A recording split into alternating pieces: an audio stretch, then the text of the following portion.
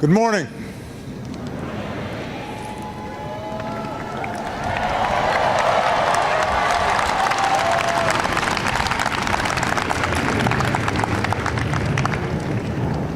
What a beautiful day the Lord has made.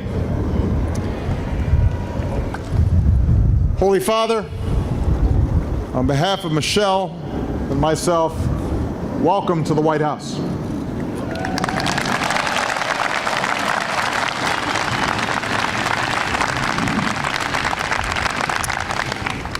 I should explain that our backyard is not typically this crowded. But the size and the spirit of today's gathering is just a small reflection of the deep devotion of some 70 million American Catholics.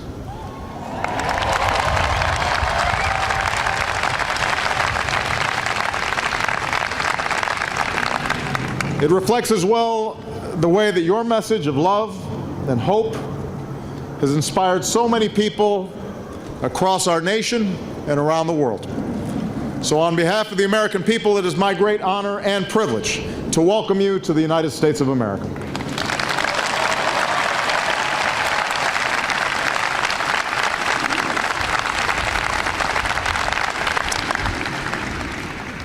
Today we mark many firsts.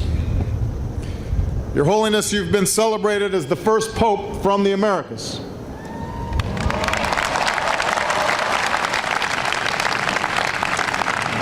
This is your first visit to the United States. And you are also the first pontiff to share an encyclical through a Twitter account.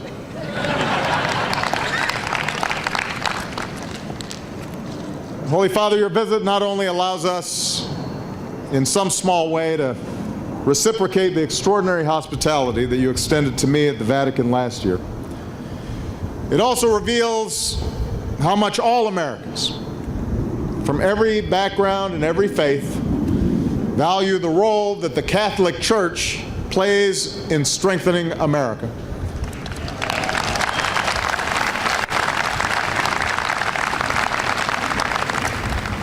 From my time working in impoverished neighborhoods with the Catholic Church in Chicago, to my travels as president, I have seen firsthand how every single day Catholic communities, priests, nuns, laity are feeding the hungry, healing the sick, sheltering the homeless, educating our children, and fortifying the faith that sustains so many. And what is true in America is true around the world.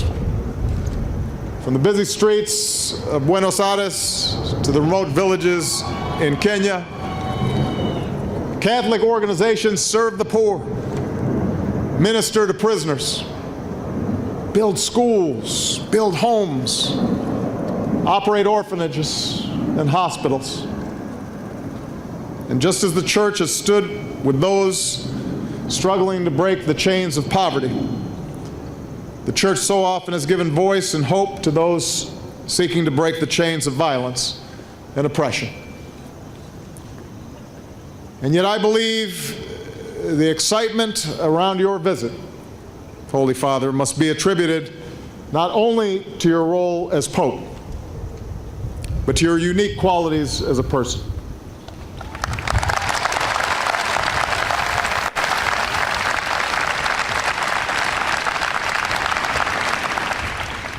In your humility, your embrace of simplicity, in the gentleness of your words, in the generosity of your spirit, we see a living example of Jesus' teachings, a leader whose moral authority comes not just through words, but also through deeds.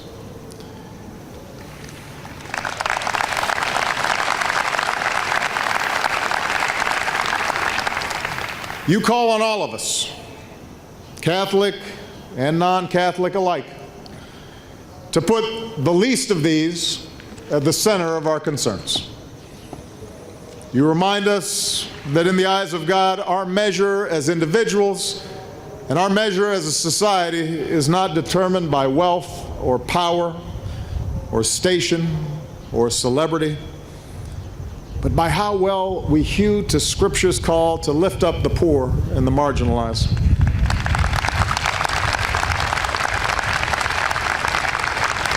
To stand up for justice and against inequality, and to ensure that every human being is able to live in dignity because we are all made in the image of God.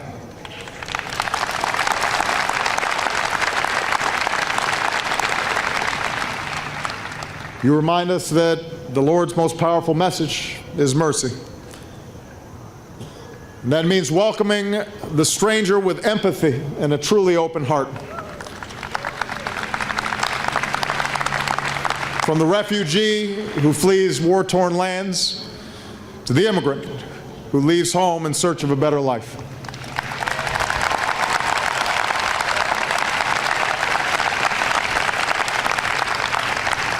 It means showing compassion and love for the marginalized and the outcast, to those who've suffered and those who've caused suffering and seek redemption. You remind us of the costs of war, particularly on the powerless and defenseless, and urge us toward the imperative of peace.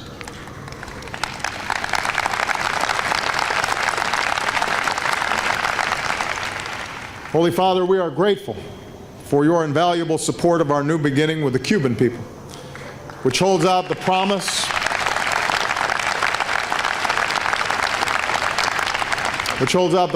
of better relations between our countries, greater cooperation across our hemisphere, and a better life for the Cuban people.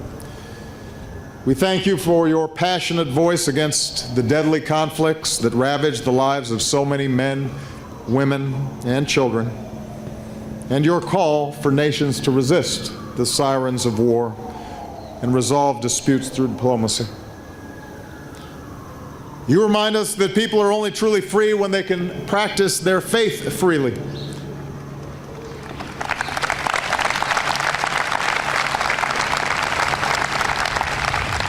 Here in the United States, we cherish religious liberty. It was the basis for so much of what brought us together. And here in the United States, we cherish our religious liberty, but around the world at this very moment, children of God, including Christians, are targeted and even killed because of their faith. Believers are prevented from gathering at their places of worship. The faithful are imprisoned, and churches are destroyed. So we stand with you in defense of religious freedom and interfaith dialogue, knowing that people everywhere must be able to live out their faith free from fear and free from intimidation.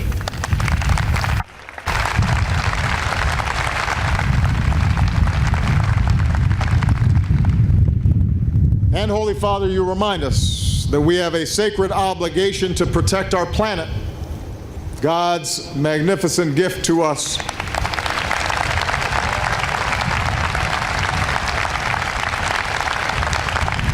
We support your call to all world leaders to support the communities most vulnerable to changing climate and to come together to preserve our precious world for future generations.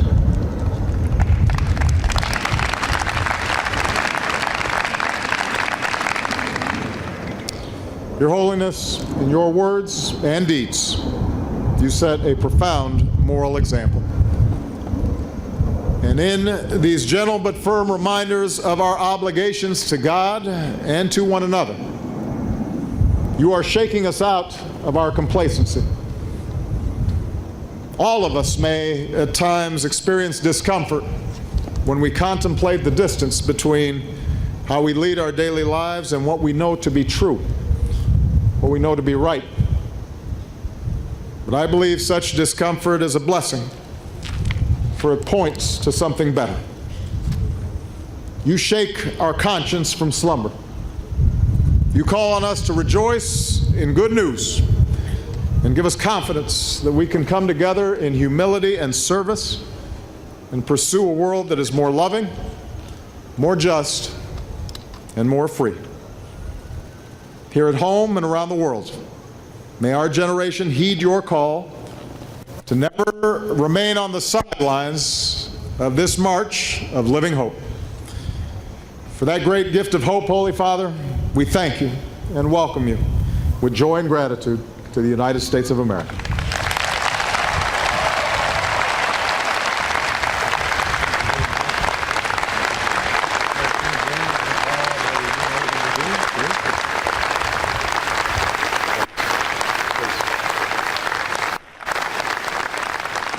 Princesa, muito obrigada.